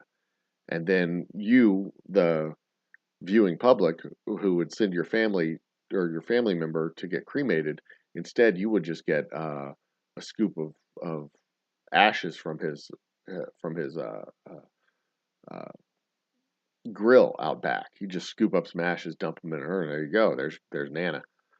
Uh, there was that dude. There was the dude in Ohio who was embezzling money out of the fund, and he owned like 9 houses because he was embezzling money out of the fund to buy houses. And the idea was he would buy the house and then flip it, but he overbuilt the houses, so the houses never gained enough value to return the money to the fund. So he just kept buying more houses to hopefully get it right. So because this house, the first house, it was $1 million house. It didn't appreciate in value enough for him to be able to sell it to make any money. So he bought a second house, hoping that the second house would appreciate enough in value to cover the first house and the second house so that he could return the money back to the trust. Well, that didn't work. So he bought a third house, hoping that the third house would appreciate enough in value so that he could at least break even. Well, that didn't work. So guess what he did? Stop, cut his losses, return the money to the funds, and just take the L? No. Bought a fourth house. And then guess what he did? He went to fucking jail. That's what he did. He didn't own 9 houses. He went like 4 houses. Maybe it was 5. I can't remember how much it was. Uh, yeah, I remember those days when Ma Bell's phones were all black and they were all the same, and you couldn't buy it. You had to rent it. It was cuckoo. Good old days. Back in the good old days. Crazy towns. But yeah, there's all kinds of stories about that where the funeral directors were using the money, building like a Ponzi scheme, where you'd prepay for your funeral, and then instead of putting it aside in its own account, they would use that money as just operating funds. So when it came time for your funeral, they either buried you for free because they didn't have the money, or they asked you to pay more money.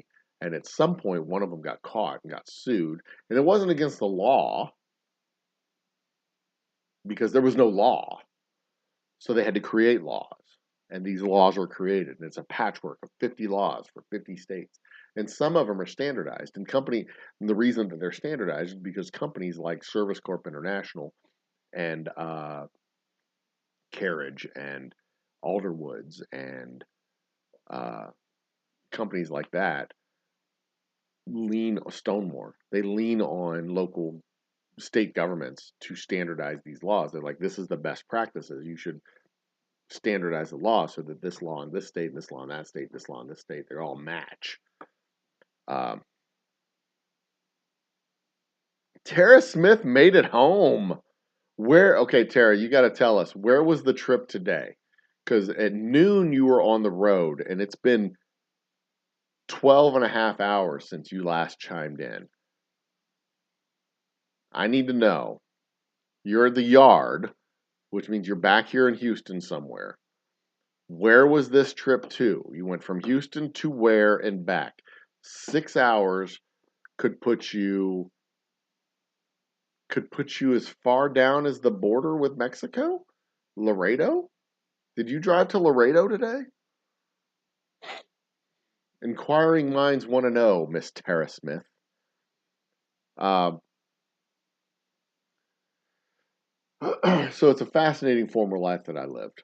Go to cemetery and funeral home conventions in various states: Missouri, Texas, Arkansas, Georgia, Tennessee, Alabama, Mississippi. These were the state conventions that I would go to. They'd all talk about the burning questions of the industry, which was cremation. Get it? Burning question, industry, cremation. Anyway. They'd all talk about the burning questions. They'd all talk about best practices, like how high you need to keep the fences around the cemeteries because people are always dying to get in. Ha ha! Millington, Tennessee. Okay, so when you commented on the earlier video, you had already been on the road and you were almost at your destination. Thanks, by the way, again for telling me about the rye. It does make a difference to me. I know that my rye is delicious. Don't get me wrong, but it does make a difference when other people agree and tell me that my rye is delicious. I appreciate it. I do appreciate the support. I appreciate the love. So you were in Milligan, Tennessee at 1 p.m. You were just outside of Milligan when you commented on the earlier video, which means you've been on the road for 11 hours. Holy shit, burgers. 11 and a half. Woo! Man, that's a long drive. Well, welcome home. I'm glad you're safe. Uh, you would be an interesting person to talk to about the future of automation in transportation. Like what fully automated, fully AI cars and trucks would mean, not just on a social, societal level, the structures of city level, structures of infrastructure level, but on like a commercial level. Because fully AI trucks being able to deliver goods between cities with little to no human intervention would be a fascinating topic to discuss. It pops up every once in a while here in my house. What AI means, because my little one is in a robotics club or something like that, and they're coding a game for robots to play. And we were talking about how, part of the operating system of the robot is telling the robot what its dimensions are and what its strengths are, and like it can pick up a glass, but it can't squeeze it so hard that it shatters the glass. And it has to know how big it is, so that when it detects objects, it knows how far to veer around the object. Because if it doesn't know about its left shoulder, it can just keep running into it with its left shoulder. And that's one of the challenges with self-driving cars and AI cars, is that recognizing things that are different and unusual, and learning about that, but also knowing your own space and recognizing the randomness of everyone else around it. That's one of the challenges of AI. Like, AI cars don't run into other AI cars. They run into driver cars and people and stationary objects that they don't recognize and stuff like that.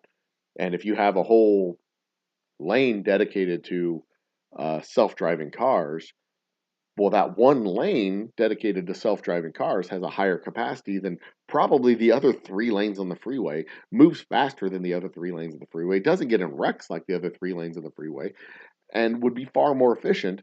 And ultimately, the theory is, at least ultimately, that there'd have to be some kind of regulation that at some point you can't sell cars with steering wheels anymore, or something like that, to have to force people to get out of the other 3 lanes and into the 1 or 2 lanes, because that makes for cheaper freeways, it makes for denser population development, it makes I mean, it redesigns cities and redesigns how you think of urban spaces, because if you can put 4 times as many cars on 1 lane of freeway, holy shit, can you imagine how much cooler that would be? But that doesn't even touch on the idea of rigs queuing up in Houston to get uh, products shipped out, and then lining up in this big long line on the freeway, of literally going at like 90 miles, like a rolling train of of 18 wheelers, like literally like a train of 18 wheelers, just flying down the freeway at 85 miles an hour, butt to butt, nose to butt rather, like a line of elephants, just flying down the freeway, because they can maintain the distance between each other, because they can speak to each other, they can maintain their spacing, they can stop all at the same time. As soon as the first one hits the brakes, the last one hits the brakes. They're not going to like a chain react, a collision between them. And then when one of them gets to its destination, it pulls off. The others just catch back up. I mean, aerodynamics and anyway, something to think about, something to talk about.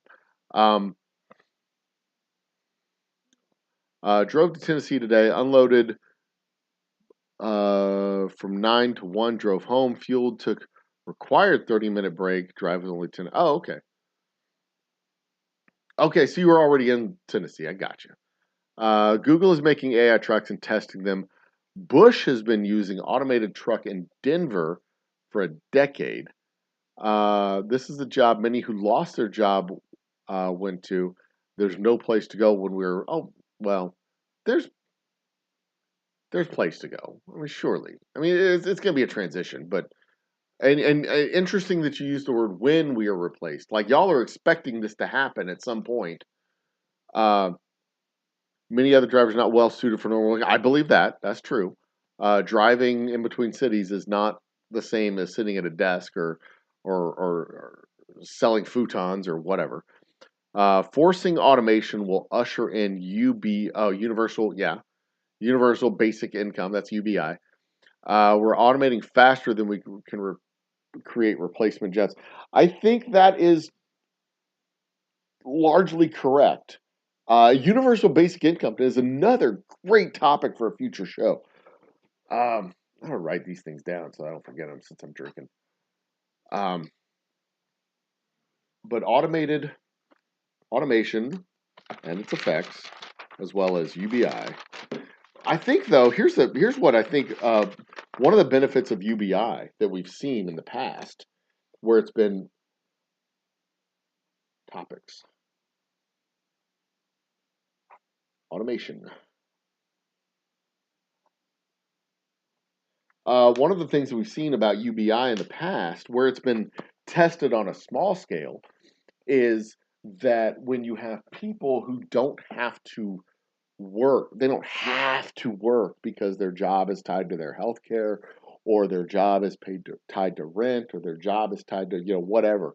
When you're not a slave to the wage, when you're not a wage slave, when you're free to do work, when you're free to choose your work and not tied to a job, then alternate sources of monetization of your work are created and investigated. Oh, excuse me. Alternate sources of monetization are explored. There are more creative. There's more creative work that's generated. Uh, People pursue their passions. They pursue their side hobbies. They pursue their art. Uh, Creativity gets unleashed. If you don't have to go to work in order to survive, then the work that you choose becomes more fulfilling, not only to yourself, but also to society, and also becomes, it finds value where there's uh, underserved, uh, fuck, underserved production, I think is the word I'm looking for.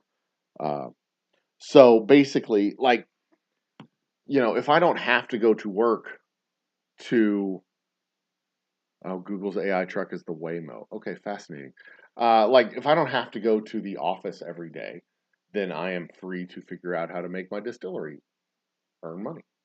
Um, if I don't have to do ABC to cover my medical bills or health insurance or whatever, then if you don't have to work, if your health insurance is covered, if your daycare is covered, if your uh, what else is an elective thing that we have to do?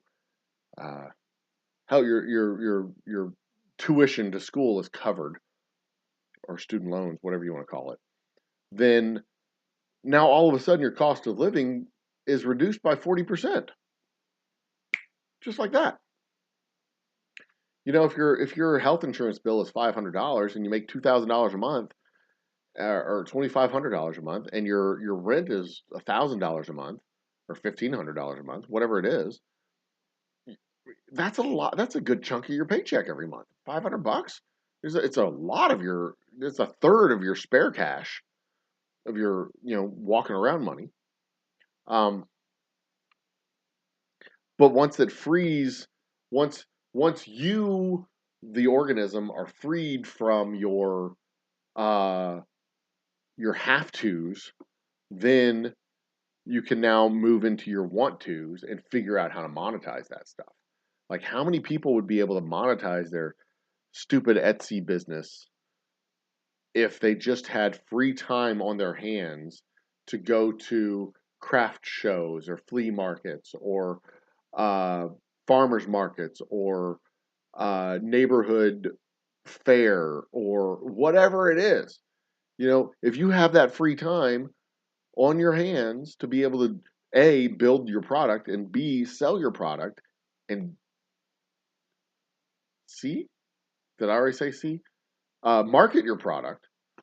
Well, the universal basic income is adorable and cute and sweet, and thank you very much for the extra $1,000 a month.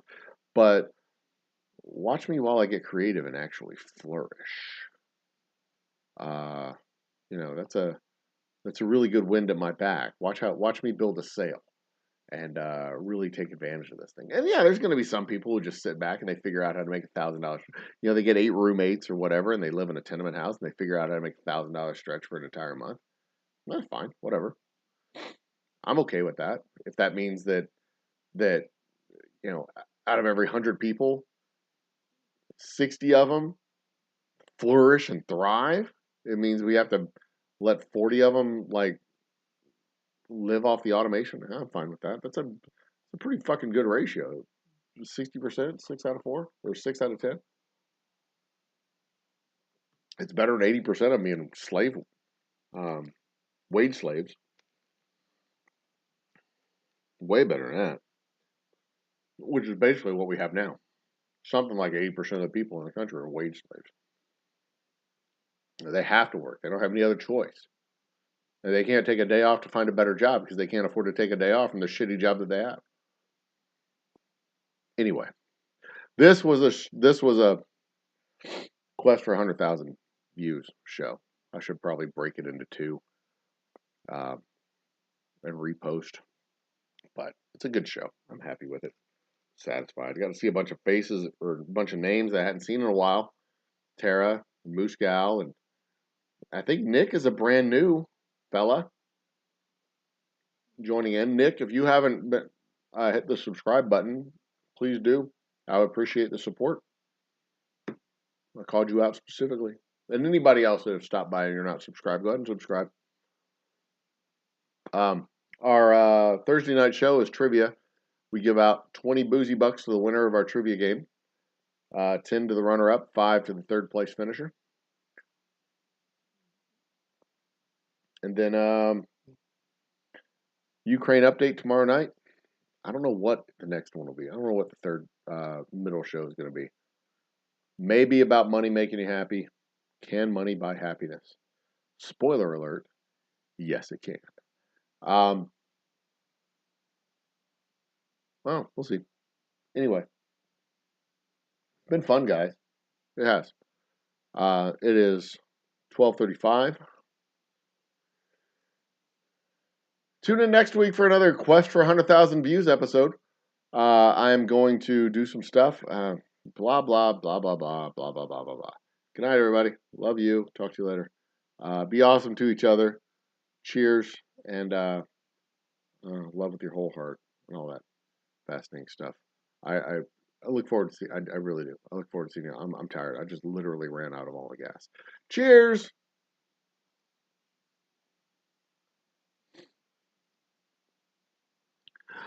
Thanks for watching the 7th installment of our quest for 100,000 YouTube views.